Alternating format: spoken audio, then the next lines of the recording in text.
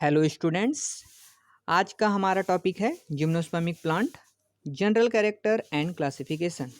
आज हम देखेंगे कि जिम्नोस्पर्म के जो सामान्य लक्षण एवं उनके क्लासिफिकेशन के बारे में कि क्या होता है जिम्नोस्पर्म और उसके कैरेक्टर्स। तो आइए आज शुरू करते हैं आज की क्लास और हम देखते हैं। तो सबसे पहले हम ये जानते हैं कि आखिर जिम्नोस्पर्म प्लांट किसे कहते हैं। तो आप सभी को पता होगा कि जो सीड जो प्लांट होते हैं वो दो प्रकार के होते हैं। एक होता है आपका क्या, एंजियोस्पर्म, और दूसरा होता है क्या, जिम्नोस्पर्म। तो दोनों ही प्लांट में क्या पाया जाता है, सीड पाया जाता है। लेकिन अंतर सिर्फ इतना ही होता है कि एंजियोस्पर्म प्लांट जो होता है उसके सीड के चारों ओर एक आवरण पाया जाता है जिसे हम सीड कोट कहते हैं। और जिम्नोस्पर्म जो प्लांट होते हैं उसमें क्या होता है, इसका आवरण नहीं पाया जाता है। मतलब कि सीड कोट का क्या होता है, अभाव होता है, मतलब कि नग्न बीज पाए जाते हैं। तो ऐसे ही प्लांट को क्या कहा जाता है, जिम्नोस्पर्म प्लांट कहा जाता है। तो जिम्नोस्पर्म शब्द का जो सर्वप्रथम जो यूज़ बोल सकते हैं हम, वह वैज्ञानिक है थियोफ्रास्टस। थियोफ्रास्टस जो साइंटिस्ट हैं ये फादर ऑफ बॉटनी भी हैं। इन्होंने ही क्या किया था, सर्वप्रथम जिम्नोस्पर्म शब्द का यूज़ किया था। और इन्होंने सबसे पहले कैसे प्लांट के लिए सुरक्षित बीज वाले पौधों के रूप में किया था। और इन्होंने बताया था कि भाई जिम्नोस्पर्म जो होता है वह दो ग्रीक शब्दों से मिलकर बना हुआ है, जिम्नो और स्पर्मा। जिम्नो का मतलब होता है नेकेड और स्पर्मा का होता है सीड, मतलब कि नेक्ड सीडेड प्लांट, मतलब कि नग्न बीजी पौधे। ऐसे बीज जिनमें क्या होते हैं, सीड कोट का या उनके आवरण का क्या होता है, अभाव होता है। वैसे ही पौधे को ही क्या कहा जाता है, जिम्नोस्पर्म कहा जाता है। फिर उसके बाद क्या हुआ कि जब इसकी डिवीज़न के बाद जब इसका क्लासिफिकेशन किया गया तो पता चला कि तो इसको कौन से डिवीज़न के अंतर्गत रखा गया है भाई, इसको रखा गया है किसमें, फैंड्रोगेमिया में। फैंड्रोगेमिया मतलब होता है पुष्पीय पौधे। इन्हें किसके साथ रखा गया है, एंजियोस्पर्म प्लांट के साथ रखा गया, क्योंकि एंजियोस्पर्म और जो जिम्नोस्पर्म जो होते हैं वह दोनों ही क्या होते हैं, पुष्पीय पौधे होते हैं। दोनों ही पौधों में क्या होता है कि इसमें भी फ्लावरिंग की क्रिया होगी और जिम्नोस्पर्म में भी फ्लावरिंग की क्रिया होगी। ठीक वैसे ही जिम्नोस्पर्म जो प्लांट जो होते हैं उसमें फ्लावर एवं क्या बनते हैं, वहाँ पे बीज भी पाए जाते हैं। बस क्या होता है कि जिम्नोस्पर्म जो प्लांट होते हैं उसमें किसका अभाव होता है, उसमें ओवरी का अभाव होता है। ओवरी का अभाव होता है तो जिसके कारण क्या होता है, वो सीड कोट का निर्माण नहीं कर पाता है। तो जो गोबेल नामक जो साइंटिस्ट थे उन्होंने बताया कि जिम्नोस्पर्म को उन्होंने क्या नाम दिया, फैंड्रोगेमस विदाउट ओवरी, मतलब कि जो ऐसे पुष्पीय पौधे जो कि क्या रहित होते हैं, ओवरी रहित होते हैं, उन्हें ही क्या कहा जाता है, जिम्नोस्पर्म कहा जाता है। ये किसका मत था, गोबेल का था। और उन्होंने ये भी बताया कि ओवरी के अभाव के कारण ही इन पौधों में क्या होता है, जो सीड जो होते हैं वो फलों के अंदर सुरक्षित नहीं होते हैं। ठीक, फिर उसके बाद पता चला कि जो जिम्नोस्पर्म जो होता है वह सीड प्लांट का क्या होता है, ग्रुप होता है। जैसे मैंने भी आपको पहले बताया, इसके अंतर्गत 70 वंश 725 जीवित प्रजातियां वर्तमान समय में सम्मिलित की गई हैं। अगर हम एग्जाम्पल देखें कि अभी ऐसे कौन कौन से हैं, ऐसे कौन कौन से एग्जाम्पल है जिम्नोस्पर्म प्लांट के रूप में, तो आपको पता होना चाहिए। इसमें है आपका पाइनस, साइकस, एबिस, सिड्रस, इफेड्रा, नीटम, ये सब जो है आदि जिम्नोस्पर्म प्लांट है। सिक्वियर डेंड्रॉन नामक जो एक जिम्नोस्पर्मिक प्लांट है वो विश्व के जो है सबसे लंबे पौधों के रूप में इसकी क्या होती है, गिनती होती है। ये स्टूडेंट्स हमने अभी क्या पढ़ा, जनरल इंट्रोडक्शन पढ़ा किसका, जिम्नोस्पर्मिक प्लांट के बारे में। ठीक, अब हम आइए देखते हैं हमारा जो टॉपिक है क्या, जनरल कैरेक्टर। आपके एग्ज़ाम में अगर शॉर्ट नोट्स में अगर आता है जनरल कैरेक्टर या लॉन्ग नोट्स में भी आता है जनरल कैरेक्टर, तो आप डायरेक्ट जनरल कैरेक्टर नहीं लिखेंगे। सबसे पहले आप क्या करेंगे, उसके में जनरल इंट्रोडक्शन जरूर डालेंगे। ठीक है, तो आइए देखते हैं इसके जनरल कैरेक्टर कौन कौन से हैं। तो इसमें पहला है कि इस समूह के अंतर्गत, मतलब कि जिम्नोस्पर्म के अंतर्गत आने वाले जितने भी प्लांट होते हैं वो क्या होते हैं, पेरेनियल एवं वुडी होते हैं। पेरेनियल मतलब हो गया आपका बहुवर्षीय। बहुवर्षीय का मतलब होता है ऐसे पौधे जो अपना जीवन चक्र 2 से अधिक वर्षों में क्या करते हैं, पूर्ण करते हैं। अपना जीवन चक्र का कहने का मतलब है कि जब बीज जो है जर्मिनेट होकर एक न्यू प्लांट बनाता है, फिर जर्मिनेट होता है, ग्रोथ करता है, फ्लावरिंग करता है, फिर फ्रूटिंग होता है, सीड बनता है, ये पूरी प्रक्रिया, उसकी डेथ होती है, पूरी प्रक्रिया होती है, उसी को क्या कहा जाता है, लाइफ साइकिल कहा जाता है। तो ये पूरी प्रक्रिया होने में क्या होता है, 2 वर्ष से अधिक समय का क्या लगता है, तो वही क्या होता है आपका बहुवर्षीय होते हैं। काष्ठी होते हैं। काष्ठी होते हैं मतलब कि जो उनके जो स्टेम होते हैं वो क्या होते हैं, उसमें लकड़ी नुमा होते हैं, तो वो काष्ठी कहलाते हैं। दूसरा कैरेक्टर कि जिम्नोस्पर्म जो प्लांट होते हैं इनके अंतर्गत जो आते हैं वो या तो ट्री होंगे या तो क्या होंगे, श्रब होते हैं। और सबसे इम्पोर्टेंट चीज़ की क्या होती है, इनका जो कैसे वातावरण में उगते हैं, यह जीरोफाइटिक इन्वायरमेंट में उगते हैं। ये हमेशा क्या होते हैं, सदाबहार होते हैं। अब आप ध्यान रखिएगा कि जीरोफाइटिक इन्वायरमेंट में उगते हैं, तो सीधी सी बात है कि जीरोफाइटिक मतलब उन इलाकों में कहा जाता है जहाँ पे क्या होता है, पानी की कमी होती है, तो उन्हें क्या कहा जाता है, जीरोफाइटिक प्लांट्स कहा जाता है। तो जिसके कारण क्या होता है, उनमें कुछ चेंजेस आते हैं, अपने प्लांट बॉडी में क्या कर देते हैं, अपने चेंज लाते हैं, आगे हम देखेंगे। फिर इसके बाद है नेक्स्ट तीसरा पॉइंट है कि इनमें जो पत्तियां जो होती हैं वो क्या होती हैं, बोल रहा है द्विरूपी, यानी कि डाइमॉर्फिक होती हैं। नाम से स्पष्ट हो रहा है, द्विरूपी। द्वि मतलब हो गया दो, रूपी मतलब हो गया रूप, मतलब इसमें पत्तियां जो है दो रूप में पाई जाएंगी, मतलब इसमें पत्तियां दो फॉर्म में पाई जाएंगी। पहला ये कि इसमें जो पत्तियां हैं वो क्या होंगी, फोलियज लीफ होगी। फोलियज लीफ होगी मतलब कि क्या होगा कि इसमें जो पत्तियां हैं वह कैसी होंगी, वह क्या होगी, ग्रीन होगी। और दूसरा जो होता है वो क्या होता है, स्केल लीफ होगी। स्केल लीफ होगी मतलब कि क्या होगा, वो भूरे रंग की होगी। ठीक है, ये था इसका तीसरा पॉइंट। आगे बढ़ते हैं, आगे बढ़ते हैं तो देखते हैं कि इसमें चौथा जो पॉइंट है, चौथा जो पॉइंट ये है, ये बोला जा रहा है कि इसमें जो पत्तियां जो होते हैं वो क्या होते हैं, धसे हुए रंध्र एवं मोटी क्यूटिकल उपस्थित होती हैं। मैंने आपको सेकंड पॉइंट ही बताया था कि ये जीरोफाइटिक नेचर के होते हैं, इसलिए क्या होता है कि इनमें जो पत्तियां होती हैं ना, इसमें जो रंध्र पाए जाते हैं वो क्या होते हैं, धसे रंध्र पाए जाते हैं। और इसलिए इनकी पत्तियां, इनकी जो क्यूटिकल्स जो होती हैं, जो एक लेयर पाई जाती है उसे ही क्या कहा जाता है, क्यूटिकल कहा जाता है। वह कैसी होती है, मोटी होती है।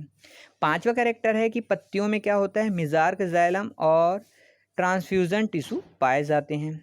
छठवां पॉइंट है कि इसके जो तने होते हैं, वेस्कुलर बंडल एक रिंग में क्या होते हैं, पाए जाते हैं। वेस्कुलर जो बंडल होते हैं वह कंज्वाइंट, कोलेट्रल और ओपन होते हैं और कैम्बियम के द्वारा द्वितीयक वृद्धि करते हैं। हम आगे देखेंगे, जो भी क्लासेस होगी उसमें हम देखेंगे कि वेस्कुलर बंडल एक अपने आप में एक बहुत बड़ा टॉपिक है, तो हम उसको देखेंगे कि क्या होता है vascular bundle, conjoint, collateral, open, ये सब बहुत प्रकार, रेडियल से सब पाए जाते हैं, उसको हम वन बाय वन देखेंगे। फिर उसके बाद सातवां पॉइंट ये बोला जा रहा है कि भाई कि इनका जो जाइलम जो होता है ना, वह बॉर्डर्ड पिट्स तथा ट्रैकिड्स तथा जाइलम पैरेन्काइमा का क्या होता है, बना हुआ होता है। आठवां पॉइंट ये बोला जा रहा है कि इसके जो फ्लोएम जो होते हैं, फ्लोएम जो होते हैं इसमें सीयू ट्यूब्स और फ्लोएम पैरेन्काइमा का बना होता है। आप सभी को पता होना चाहिए कि फ्लोएम के जो चार पार्ट्स हैं कौन कौन से हैं, sieve tubes, phloem parenchyma, companion cell and phloem fibres, जिसमें से जिम्नोस्पर्म में सीयू ट्यूब्स और फ्लोएम पैरेन्काइमा का बना होता है। कंपेनियन सेल का क्या होता है, उसमें एब्सेंट होता है।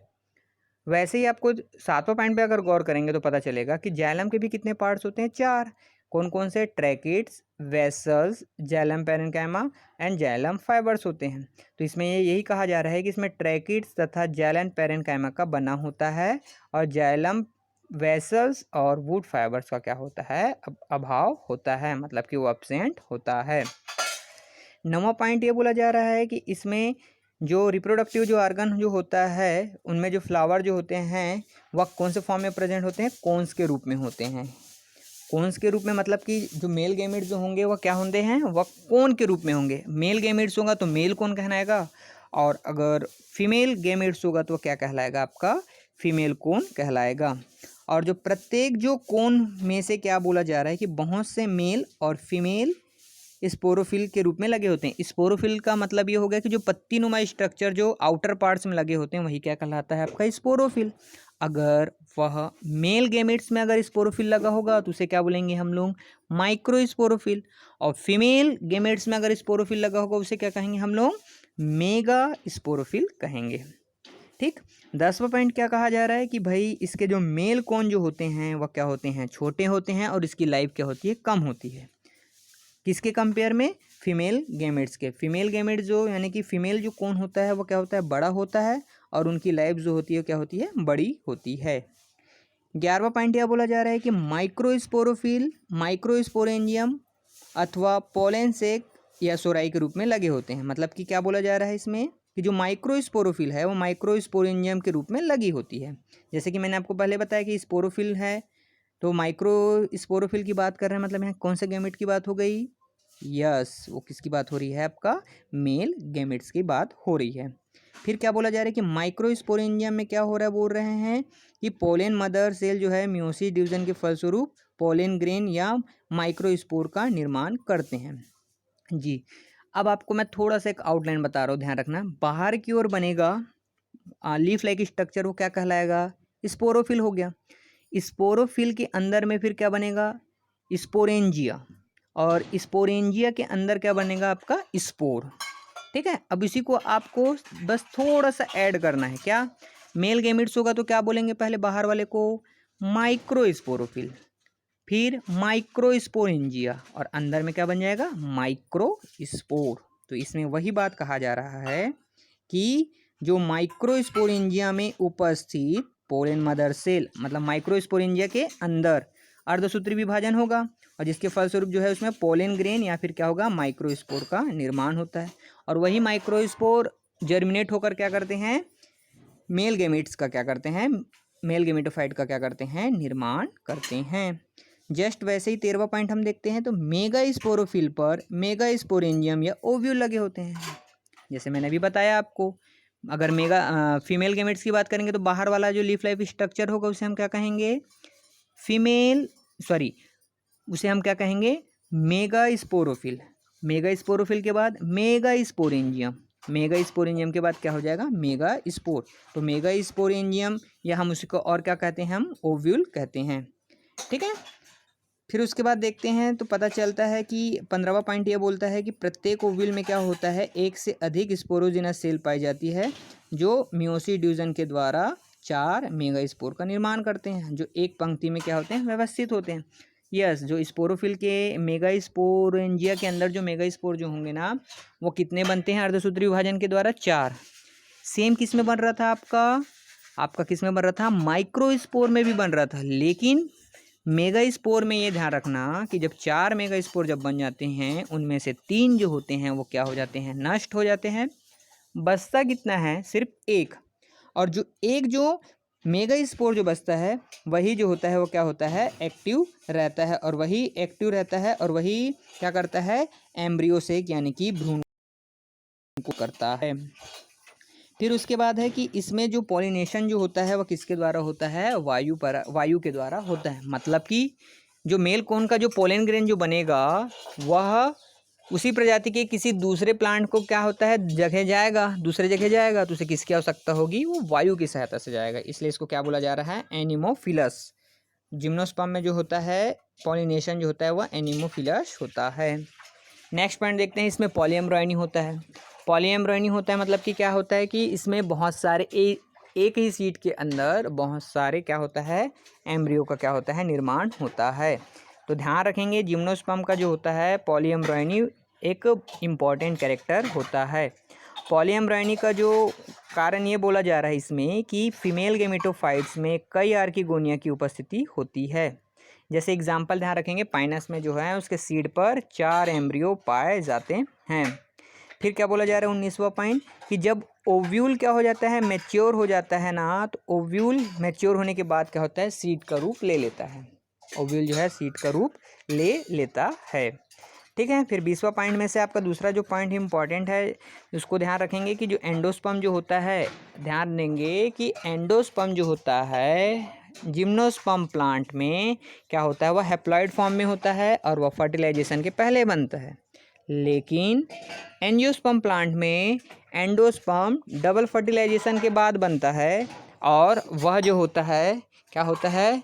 आपके ट्रिप्लॉइड फॉर्म में प्रेजेंट होता है। ठीक है, फिर उसके बाद ये बोला जा रहा है कि एम्ब्रियो नई स्पोरोफाइट का प्रतिनिधित्व करता है जो कि डिप्लॉयड होता है। सीधी सी बात है, जब मेल गैमेट और फीमेल गैमेट फर्टिलाइज हो जाएंगे तो जिसके फलस्वरूप क्या हो जाएंगे? डिप्लॉयड अवस्था में पाए जाते हैं। फिर उसके बाद क्या बोला जा रहा है? 21वां पॉइंट ये बोला जा रहा है कि इसके जो स्पोरोफाइट जो स्टेज होते हैं वह क्या होते हैं? लंबी होती हैं, और जबकि गेमेटोफाइट अवस्था क्या होती है? छोटी होती है, और यह क्या होता है? स्पोरोफाइट पर डिपेंड करता है। अब नाम से स्पष्ट हो रहा है, स्पोरोफाइट स्पोरोफाइटिक अवस्था मतलब कि स्पोर का निर्माण होगा।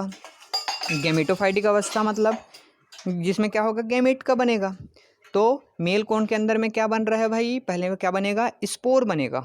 मेल कोन मतलब माइक्रोस्पोरोफिल, माइक्रोस्पोरोफिल के अंदर माइक्रोस्पोरेंजिया, माइक्रोस्पोरेंजिया के अंदर माइक्रोस्पोर मतलब स्पोर बना। तो कौन सी अवस्था हुई, स्पोरोफाइटिक हुई।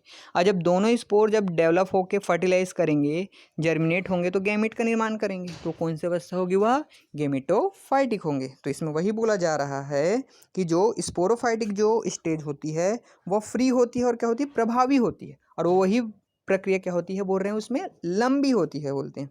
और जबकि जो गैमेटोफाइट की जो अवस्था होती है वो कैसी होती है, बोला जा रहा है छोटी होती है। और वह पूर्णतः किस पर डिपेंड होती है, वह स्पोरोफाइटिक अवस्था पर डिपेंड होती है। एक लाइन में हम ये समझे, स्पोरोफाइटिक अवस्था लंबी, गैमेटोफाइटिक अवस्था छोटी। स्पोरोफाइटिक अवस्था जो होती है वह क्या होती है, लंबी प्रक्रिया होगी। और गैमेटोफाइटिक क्या होती है, छोटी होती है। और क्या होगा कि जो गैमेटोफाइटिक जो होगा वह किस पर डिपेंड होगा, वह स्पोरोफाइटिक अवस्था पर डिपेंड होगा। ठीक। 22वां पॉइंट और अंतिम पॉइंट है कि इनके बीजों में बीजपत्रों की संख्या कितनी होती है, बोला जा रहा है 2 भी होती है और 2 से अधिक भी होती है। जैसे कि साइकस जो है जिसमें बीजपत्रों की संख्या 2 है। और क्या बोला जा रहा है, पाइनस जिसमें बीजपत्रों की संख्या जो है 10 से 11 होती है।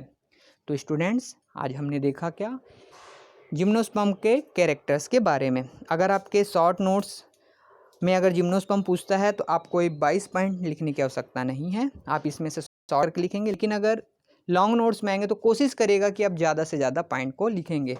पहले आप इंट्रोडक्शन को ज़रूर बताएंगे, फिर उसके बाद किसको बताएंगे, कैरेक्टर को बताएंगे। ठीक। तो आज की क्लास यहाँ पे समाप्त होती है।